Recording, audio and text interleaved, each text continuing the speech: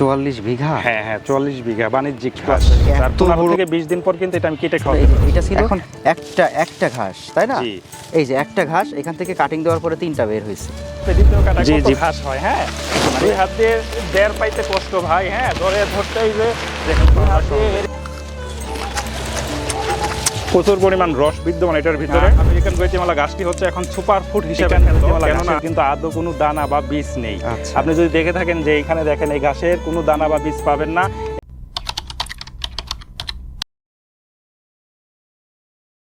বাংলাদেশের সবচেয়ে বড় বাণিজ্যিক ঘাসের প্রজেক্ট থেকে কথা বলছি দর্শক। এই মুহূর্তে আমি দাঁড়িয়ে রয়েছি হচ্ছে মানিকগঞ্জ সদরের হাটিপাড়ার ঘোষ এগ্রোতে। আপনারা জানেন যে বাংলাদেশের বাণিজ্যিকভাবে যতগুলা হচ্ছে ঘাসের চাষাবাদ হয়ে থাকে, সবচাইতে বড় ঘাসের প্রজেক্ট হচ্ছে এই ঘোষ এগ্রোর ঘাসের প্রজেক্ট। দর্শক, আজকে আমরা কথা বলবো হচ্ছে ঘোষ এগ্রোর ওনার অসীম ঘোষ দাদের সাথে, এবং তাদের যে প্রজেক্টে কতগুলো ভ্যারাইটি রয়েছে সেগুলো তো জানবোই। এর পাশাপাশি আপনারা জানেন যে আমার হাতের ডান হাতে ঠিক রয়েছে হচ্ছে বর্তমান বিশ্বের যাদের খামারি রয়েছে, খামারিদের বর্তমান সময়ে সবচাইতে পছন্দের তালিকায় শীর্ষে যে ঘাসটা রয়েছে সেটা হচ্ছে আমেরিকান 5G গুয়েতেমালা। কেন এটাকে 5G গুয়েতেমালা বলা হয়ে থাকে সেটা আমরা জেনেছিলাম প্রথম পর্বে। আজকে আরেকবার জানার চেষ্টা করব এটার কি গুণাগুণ, এটার কি বৈশিষ্ট্য, এবং এর পাশাপাশি এই যে উচ্চ ফলনশীল ঘাসের তালিকায় কেন এটা শীর্ষে আসলো সে বিষয়টি ফুটে তোলার চেষ্টা করব উদ্যোক্তার খোঁজের ক্যামেরায়। আশা করছি পুরো সেন্টারের সঙ্গে থাকবেন এবং উপভোগ করবেন আজকের দারুণ তথ্যচিত্র। চলুন শুরু করা যাক।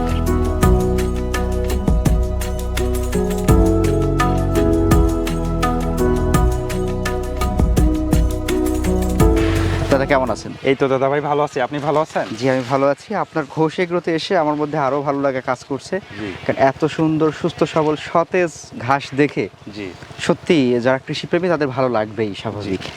তো আপনার ঘোষ এগ্রোতে চলে আসলাম। এখন আপনার টোটাল ঘাসের প্রজেক্ট কতটুকু?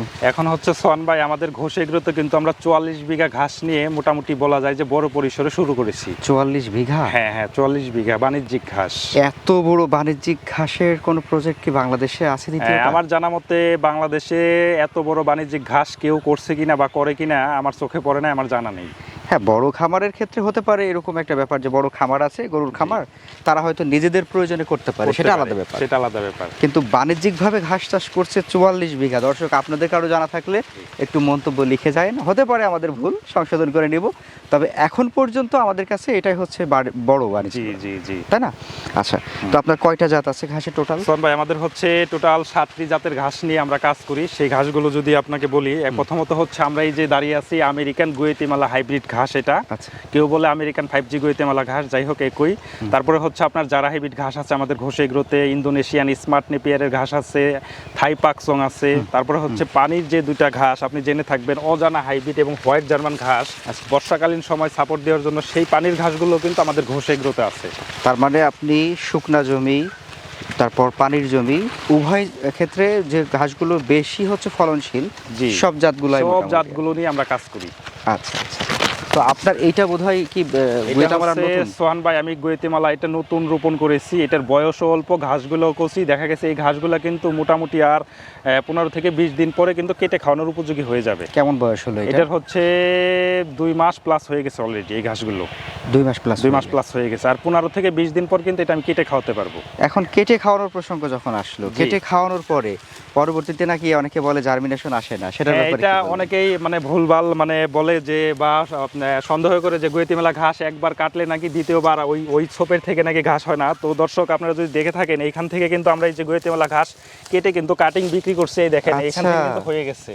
তাই নাকি? হ্যাঁ, এই যে দেখছেন আর তো বোধহয় সংখ্যাও বাড়ছে, আপনার হচ্ছে সংখ্যাও বাড়ছে। তারপর হচ্ছে প্রত্যেকটা সোপ, আমরা যদি প্রত্যেকটা সোপ দেখাই সোহান ভাই, দেখেন যে গুয়েতেমালা ঘাসের একবার কাটার পরে কিন্তু দ্বিতীয়বার কিন্তু গাছের সংখ্যা কিন্তু বেশি চলে আসছে। হ্যাঁ, সেটাই দেখতে পাচ্ছি। আচ্ছা, যদি আমরা একটু ক্লোজ হই, দ্বিতীয়বার একটু ক্লোজ হলে এইটা দেখেন একটু দর্শক, আমি জাস্ট একটা দেখানোর জন্য। এই যে এইটা ছিল একটা ঘাস, তাই না? এই যে একটা ঘাস, এখান থেকে কাটিং দেওয়ার পরে 3টা বের হয়েছে। জি জি, প্রত্যেকটা সোপেই মনে করেন যে আপনার একটার থেকে যতবার এটা কাটবো, এখন দেখা গেল যে এটা যতবার কাটবো তত কিন্তু সোপ কিন্তু আস্তে আস্তে বড় হতে থাকবে গৈতিমালার। এটাই গৈতিমালার ধর্ম, এটাই গৈতিমালার হচ্ছে বৈশিষ্ট্য। তো এই যে রোপণের দূরত্বটা কিরকম দিচ্ছে? রোপণের দূরত্বটা দিয়ে দিচ্ছে, আপনি দেখে থাকবেন এখান থেকে এখানে জার কিন্তু 3 ফিট, সারি থেকে সারিও কিন্তু 3 ফিট, কাটিং থেকে কাটিংও 3 ফিট, মানে উভয় দিকে 3 ফিট স্কোয়ার দিয়ে রোপণ করছি। আচ্ছা আচ্ছা। তো এই যে প্রথমবার যখন আপনি একটা কাটিং রোপণ করেছিলেন, এখানে আপনার ঝোপটা হয়েছিল কতগুলো আনুমানিক? এখানে প্রথমবার আপনার হচ্ছিল 18 থেকে 20টার মতো গাছ পেয়েছি। এখন কিন্তু এখানে কিন্তু গাছের সংখ্যা কিন্তু 35-40টা চলে আসবে দ্বিতীয় কাটায়, এরকম চলে আসবে। এই যে আপনার এইদিকে যেটা দেখছি, এটা কি প্রথম কাটেন নাকি দ্বিতীয় কাটেন? না, এটা হচ্ছে আপনার দ্বিতীয় কাটিং। এই যে দেখেন যে দ্বিতীয় কাটিং এ কি পরিমাণ ঘাসগুলো চলে আসছে, এর এক সোপে কিন্তু প্রায় কিন্তু এই দেখেন যে এক সোপে দ্বিতীয় কাটায় কত ঘাস হয়। হ্যাঁ, দুই হাত দিয়ে দেড় পাইতে কষ্ট ভাই। হ্যাঁ, ধরতেই যে দুই হাত দিয়ে এর একটি সোপ বট গাছের মতো হয় আর কি। হ্যাঁ, দ্বিতীয় কাটায়। তো এই ঘাসগুলো হচ্ছে যতবার আমরা যত কাটবো তত কিন্তু আস্তে আস্তে বাড়তে থাকবে। সেইভাবে হচ্ছে একটানা কিন্তু 5 থেকে 6 বছর কেটে কেটে খাওয়ানো যাবে এই গোয়েতামালা ঘাস, এই গৈতিমালা ঘাসই। এর মধ্যে আপনার শুধু বাড়তেই থাকবে, কমার বাড়তেই কোনো চান্স থাকবে, আর হচ্ছে সব বড়ই হতে থাকবে, কমার কোনো চান্স নাই।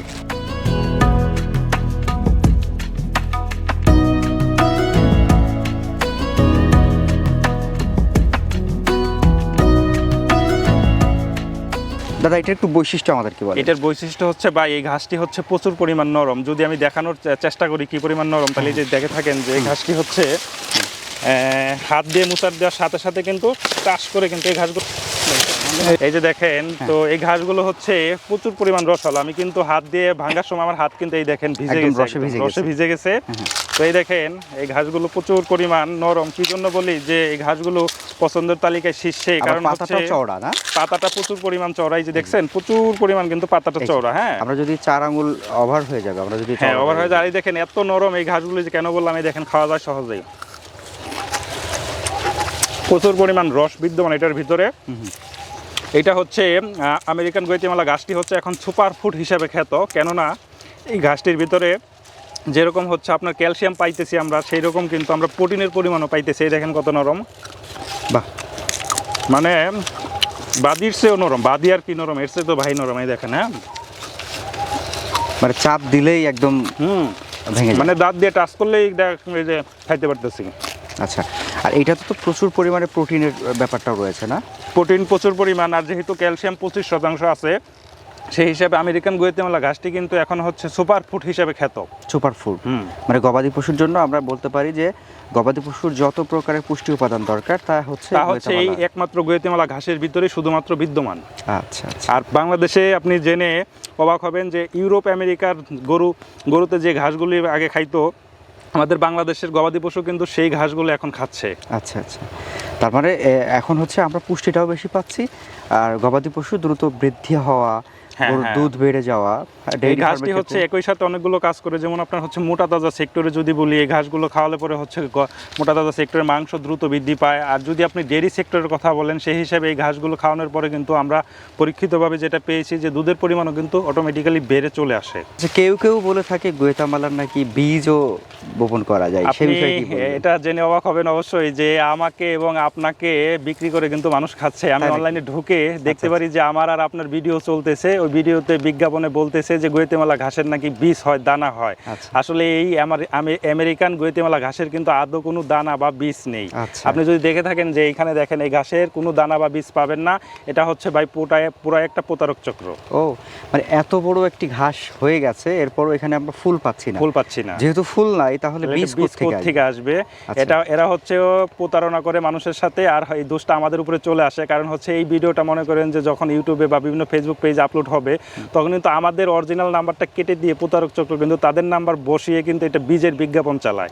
সেই দোষটা আমাদের উপরে চলে আসে। তাই এই জন্য দর্শকদের উদ্দেশ্যে বলি, দর্শক আপনারা গৈতিমালা ঘাসের কাটিং থেকে কিন্তু গৈতিমালা ঘাসের চারা হয় বা গাছ হয়, আপনারা কিন্তু কোনোভাবেই প্রতারকের খপ্পরে পড়ে বীজ কিনে প্রতারিত হবেন না।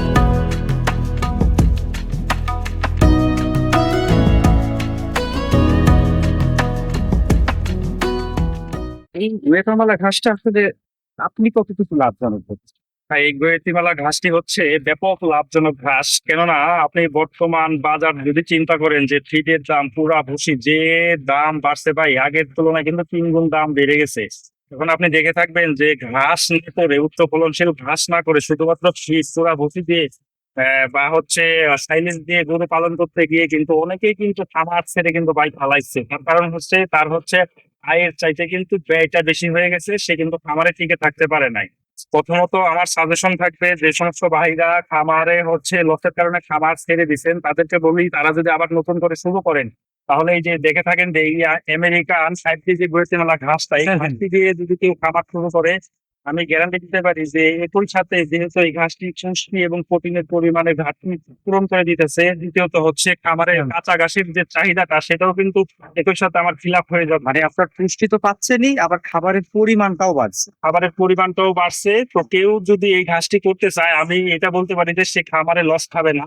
আর যে নাকি হচ্ছে এখন শুরু করে না, নতুন শুরু করতে চাচ্ছে যে খামার করবে, তাহলে হচ্ছে পর্যাপ্ত পরিমাণ গুয়েতেমালা ঘাস নিয়ে যদি কেউ খামার শুরু করতে পারে তার আর লসের মুখ দেখতে হবে না। তো ধরেন আমরা যদি একটা ধারণা নিতে চাই, আমার পারিবারিক খামার আছে, বাণিজ্যিক খামার নয়, পারিবারিক খামার, আমি 4টা গরু বা 3টা গরু দিয়ে একটা খামার করেছি, কাটে নিয়ে মোটামুটি ব্যাপার। আমার জন্য কত শতাংশ এই গুয়েতেমালা রাখতে হবে? আপনার হচ্ছে এক একটা গরুর জন্য 5% পরিমাণ গুয়েতেমালা রাখলে কিন্তু না। তারপরে আমার 4টা গরুর জন্য 20% লাগবে। এটা আমি একদিক থেকে কাটতে কাটতে যাবো, আরেক দিক থেকে আবার খাওয়ার উপযোগী হয়ে যাবে। জি জি জি জি, এটা দেখা গেল যে এটা তো এক একটা সোপে এক একটা গরুর খাবার কিন্তু হয়ে যায়। আপনি কিন্তু আমরা কিন্তু দর্শকদের দেখিয়েছি এক একটা ধারে এক একটা গরুর খাবার যেহেতু আমরা পেয়ে যাই, তাহলে হচ্ছে একদিক থেকে কেটে কেটে গেলে কিন্তু ওই 30 দিনের 30টা কাটলেন, তারপরে দেখবেন যে আপনি 30 দিনে লাস্টের যেখানে কাটছিলেন, একদম প্রথমে যেখানে কাটছিলেন ওইখানে কিন্তু আবার খাওয়ার উপযোগী প্রায় হয়ে চলে আসছে, এরকম একটা পর্যায়ে হয়ে যায়। তো মোটামুটি 30-35টা ঝোপ যদি থাকে, তাহলে একটা গরুর খাওয়ানোর জন্য যথেষ্ট। একটা ধার একটা গরুর খাবার। আর যেহেতু এই ঘাসটি হচ্ছে আপনার একদিনের জন্য তো না, এই ঘাসটি একবার রোপণ করে নিলে দেখা গেল যে 6 থেকে 7 বছর পর্যন্ত কিন্তু আমরা কেটে কেটে খাওয়াতে পারতেছি। তো এই হিসেবে করলে বর্তমানে এই যে দানাদার খাবারের যে দাম, পর্যাপ্ত পরিমাণ গুয়েতেমালা ঘাস করে নিলে এই ঘাসটিতে কিন্তু খামারিরা কিন্তু লাভের মানে মুখ দেখতে পারবে বলে আশা রাখি। তাহলে আমরা মোটামুটি পজিটিভ অনেকগুলো দিক দেখলাম। এখন ঘষে গ্রোথ খামারি ভাইদের জন্য এই গুয়েতেমালা ঘাস নিয়ে কি কি সুবিধা দিচ্ছেন? এখন হচ্ছে ভাই আমরা গুয়েতেমালা ঘাস আপনি জেনে থাকবেন, আমরা হচ্ছে গুয়েতেমালা ঘাসের কিন্তু কেউ যদি চারা আমাদের কাছে চায় যে মুথা সহ চারা নেবে, হ্যাঁ মুথা সহ চারাও কিন্তু আমরা বিক্রি করছি। সেই সাথে আমরা তো আপনি তো জেনেই থাকবেন যে আমরা কিন্তু কাটিং কিন্তু অ্যাভেলেবেল কিন্তু মানুষকে দেই। অ্যাভেলেবেল বলতে সবসময় আমাদের কাটিং কিন্তু আবার থাকেও না, যেহেতু আমার গরুর খামারের চাহিদা পূরণ করার পরে তারপরে কিন্তু আমি ঘাসগুলো বিক্রি করি। আমারও তো গরুর কাঁচা ঘাস লাগে, যে পর্যন্ত হচ্ছে আমার কাছে সরবরাহ থাকবে সেই পর্যন্ত আমি ভাই কাটিং আর চারা দিতে পারবো আর কি। তাহলে আমাদের প্রসেসটা কিরকম নেওয়ার? প্রসেসটা হচ্ছে এগুলো হচ্ছে আমরা সুন্দরবন কুরিয়ার, তারপর স্টেট ফার্স্ট কুরিয়ার, মানে উপজেলা পর্যন্ত সারা বাংলাদেশের প্রত্যেকটা উপজেলা পর্যন্ত মাল পৌঁছে দিই এবং কি হোম ডেলিভারি পর্যন্ত কিন্তু আমরা দিয়ে থাকি এই কাটিং এবং চারাগুলো। আচ্ছা, আমরা যদি চাই যে আপনার দেশের বিভিন্ন প্রান্ত থেকে, হতে পারে ঢাকা বা তার আশেপাশে কিংবা দূরের যে কোনো জায়গা থেকে, উত্তরবঙ্গ থেকে দক্ষিণবঙ্গ থেকে যে কোনো জায়গা থেকে আমরা যদি চাই, সেগুলো থেকে আমরা এই গুয়েতেমালা আমেরিকান ফ্যাক্টরি গুয়েতেমালা ঘাসের কাটিং নেবো বা চারা নিবো, আমরা স্ক্রিনে নাম্বার দেওয়া থাকবে, ওই নাম্বারে কথা বলতে পারবো।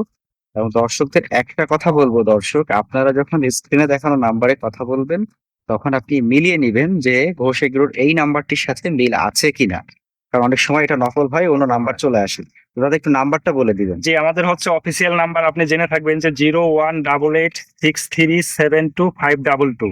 আচ্ছা, এটাই হচ্ছে আমাদের অফিসিয়াল নাম্বার। এই নাম্বার ব্যতীত অন্য কোনো নাম্বার যদি কেউ গুয়েতেমালা ঘাসের বীজ বিক্রি করে ভাববেন যে সে প্রতারক, কারণ এই ঘাসের কিন্তু আদৌ কোনো বীজ বা দানা হয় না, এটা কিন্তু কাটিং থেকেই রোপণ করতে হবে এই আর কি। হ্যাঁ। তো স্ক্রিনে যে নাম্বারটা দেওয়া থাকবে, আপনি এই মুহূর্তে যে ভিডিওটি দেখছেন স্ক্রিনের নাম্বারের সাথে ওনার মুখে বলা নাম্বারে মিল আছে কিনা সেটা একটু দেখে নেবেন। আর আজকের মতো আমরা গুয়েতেমালার পর্বটা এখানে শেষ করছি, তবে এটাই শেষ নয়। গুয়েতেমালা ছাড়াও যেহেতু ঘোষ এগুলো বিশাল বড় বাণিজ্যিক ঘাসের প্রজেক্ট, সেহেতু এখানে খামারি ভাইদের জন্য আমাদের আরো দায়বদ্ধতা রয়েছে। আমরা আরো কয়েকটি ঘাস আপনাদেরকে দেখাবো পর্ব আকারে। সঙ্গে থাকবেন দাদা, আপনার জন্য শুভকামনা থাকবে, আপনার প্রজেক্টের জন্য শুভকামনা, আরো বেশি সুদূর প্রসারী হোক আপনার এই কৃষি প্রজেক্ট। ভালো থাকবেন। আপনি ভালো থাকবেন, ধন্যবাদ।